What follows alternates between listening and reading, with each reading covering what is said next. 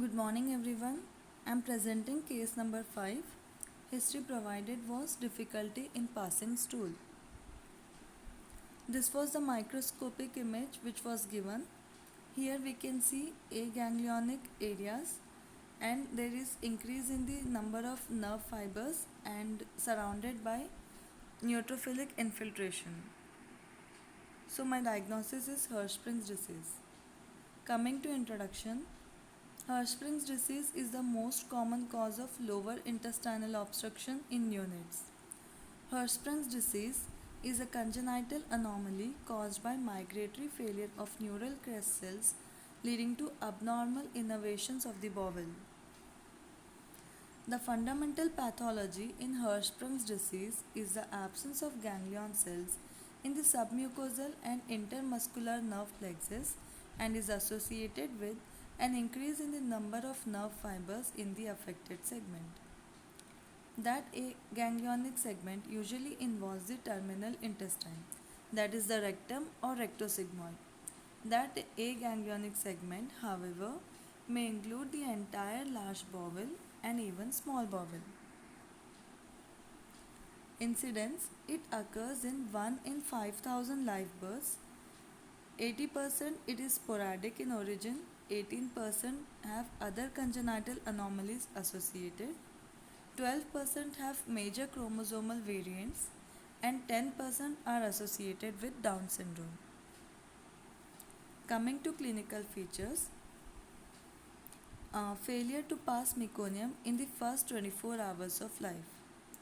Neonatal intestinal obstruction symptoms such as bilious vomiting, abdominal distension, and refusal to feed.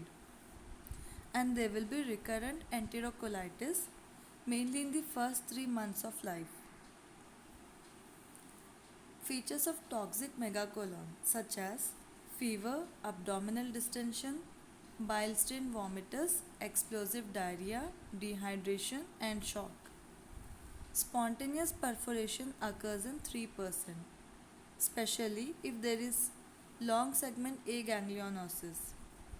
Chronic constipation. Patients may have chronic constipation in response to changes in feeding, and they may have growth retardation and multiple fecal masses are felt on abdominal examination. Coming to gross appearance, here we can see external appearance of a Swenson pull-through resection specimen from a patient with short segment aganglionosis. The location of two intraoperative leveling biopsy sites are shown. A funnel-shaped transition is present near the location of histological transition between ganglionic and aganglionic bowel. Coming to microscopy, in this picture we can see a normal typical ganglionic rectal biopsy from a neonate. Here we can see ganglion cells are present which are indicated by black arrows, and submucosal nerves which are indicated by white arrows are narrow and inconspicuous. But in Hirschsprung's disease, in the transition zone we can see partial circumferential aganglionosis or mantric hypoganglionosis or submucosal nerve hypertrophy, or completely aganglionic segment may be present. Immunohistochemistry. Most diagnostically useful are acetylcholinesterase histochemistry or choline transporter immunohistochemistry, both of which demonstrate increased cholinergic innervation in lamina propria and muscularis mucosa. Here in the left picture we can see a rectal biopsy from a neonate without Hirschsprung's disease. Only rare choline transporter positive neurites are present in the muscularis mucosae and lamina propria, and the neurites are very slender. In a rectal biopsy in the right side from a 7-week-old with Hirschsprung's disease, we can see numerous choline transporter positive nerves which are present in the muscularis mucosae and lamina propria, and many of the nerves are more coarse than a single neurite. Coming to differential diagnosis, Clinically, it should be differentiated from chronic idiopathic pseudo-obstruction. This can be due to heterogeneous etiologies, which can be primary or secondary. Megacystic microcolon intestinal hyperperistalsis syndrome.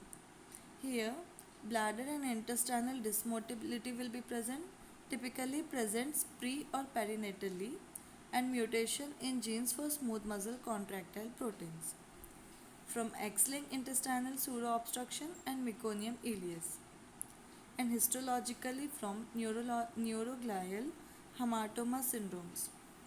Ganglioneuromatous hyperplasia of submucosal and myenteric plexus will be there along with mucosal ganglioneuromas.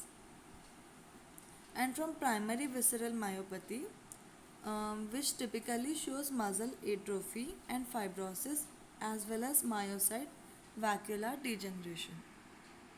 Thank you.